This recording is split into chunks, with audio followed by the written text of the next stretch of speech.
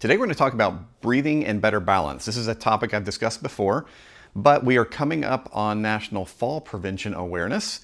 And so I wanted to address this one more time. There are numerous studies that look at how strengthening the diaphragm and inspiratory muscles can impact on balance.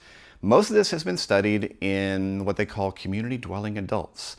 So basically older people that are living in communities where they're getting maybe a little bit of assisted help. But in general, what we find, even in testing done in like military age folks who are in the military, whenever we strengthen the inspiratory muscles and the diaphragm, really good things happen for posture, for injury resistance, and interestingly enough, for balance. How do you do it? Well, the easiest way to really focus on improving inspiratory muscle strength is to use an inspiratory muscle strength trainer. This is a little device called the Breather. I love the company. I am not affiliated with them, so you can buy their stuff, and I don't make any money from it, but I love it. I use it all the time, and I would highly recommend that you check it out. There are other companies out there as well that make these devices, and in a pinch, you can actually just breathe through a straw or breathe through your own hand.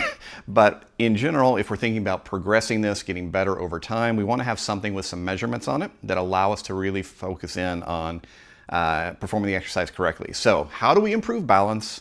By working on breathing. The protocols that have been tested, and these are double-blind, placebo-controlled studies, use twice-a-day exercises done at home with no supervision. People are given a device, and they are instructed to breathe 30 times twice a day through the device. Now, when they do the breathing, the goal is to have an inhalation using the device that is roughly 50% of your maximal capacity. So we start off giving someone the device, and we're going to set there's a little thing here that says inhale, because this one will give you resistance for inhalation and exhalation.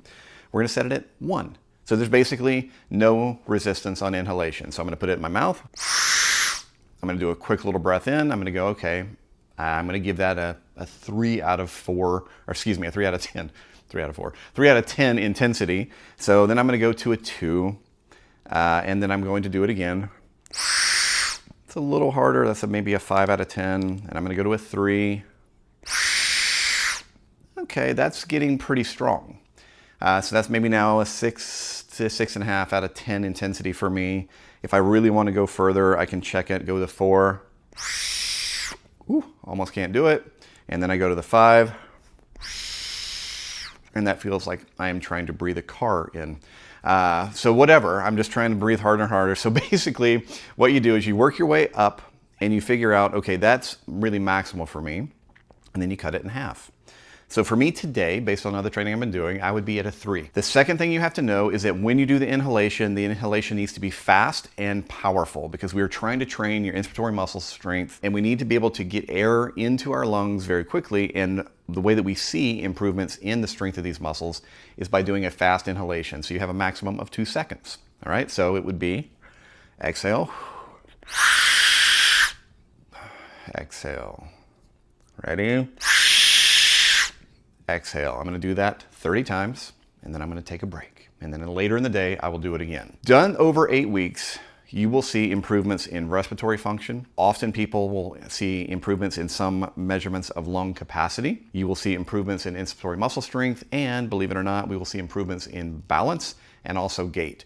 It is one of the least expensive and most profoundly effective exercises that you will see that you can impact the whole body with, and it really takes about 3 minutes to 5 minutes twice a day. So I highly recommend you pick up a breathing device and you get started on this. Now, if you're new to Z Health, we are a brain-based education company. We focus on highly efficient strategies to integrate neurology with what you currently know with biomechanics, kinesiology, etc. We are in 110 countries. We have over 13,000 students.